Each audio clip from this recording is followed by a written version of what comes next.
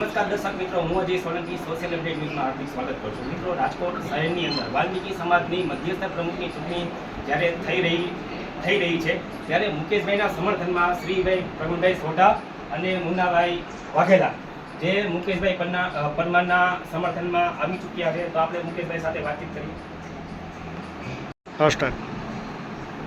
વાલ્મીકી, હું મુકેશ પરમાર, રાજકોટ મધ્યસ્થ પ્રમુખના આ ચૂંટણીના ઉમેદવાર. આજે આ ચૂંટણીમાં જે મારા મુખ્ય હરીફો હતા અને ખૂબ તાકાતવાળા વાલ્મીકી સમાજમાં મોટું નામ ધરાવતા એવા બે મિત્રો કે જેની મારે વાલ્મીકી સમાજને ઓળખાણ આપવાની ન હોય, પ્રવીણભાઈ સોઢા કે જે સરદારનગર વિસ્તારના પ્રમુખ શ્રી, તેમજ શ્રી મુન્નાભાઈ વાઘેલા કે જેઓ શ્રી સ્ટમ્પ કોટર્સ તેમજ ઇન્દિરાનગર વિસ્તારની કમિટીના પંચ પટેલ શ્રી છે. તેઓની ખૂબ ઈચ્છા હતી કે આ મધ્યસ્થ ચૂંટણીની અંદરમાં પોતે પણ પોતાના ફોર્મ ભરે અને ઉમેદવારી કરે અને આ સમાજને સારા ઉમેદવારો મળી રહે એ માટે એમણે પણ આ ચૂંટણીમાં ઝૂંટાવ્યું હતું.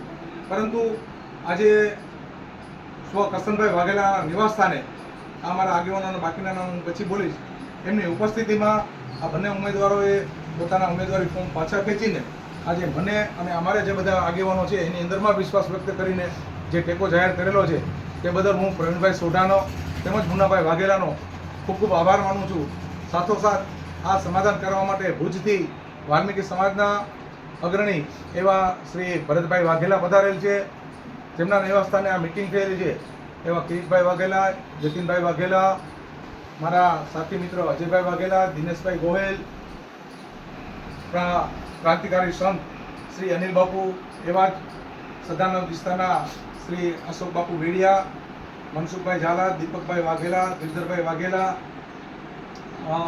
પ્રવીણભાઈ વાઘેલા, હિતેશભાઈ ઢાકેચા, પિન્ટુભાઈ કુરુબિયા,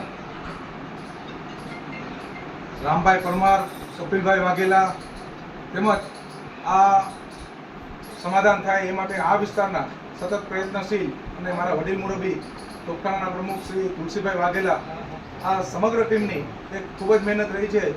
બપોરના 12 વાગ્યાથી આ મિટિંગ ચાલુ હતી અને સતત ભૂખ્યા તરસ્યા રહીને આ લોકોએ મારા સમર્થનમાં આ બંને ઉમેદવારો આવે એ માટે એમને સમજાવટ કરીને અમારી વચ્ચે એક સુખદ સમાધાન કરેલું છે. એ બદલ હું આ સમગ્ર ટીમનો આભાર માનું છું અને ખાસ કરીને આ લોકો કે જેમને પણ પોતાની અપેક્ષા હતી મધ્યસ્થ ચૂંટણી લડવાની, પણ આજે મારા કારણે એમને એ અપેક્ષા જાતિ કરેલ છે, મને ટેકો આપેલ છે, તો હું એમનો તથા એમને સમજાવનાર એમની સાથે સાથે જે એમના પરિવારના કે એમની ટીમના આગેવાનો છે એ તમામ સર્વનો હું આભાર માનું છું. વંદે માતરમ, જય શ્રી રામ.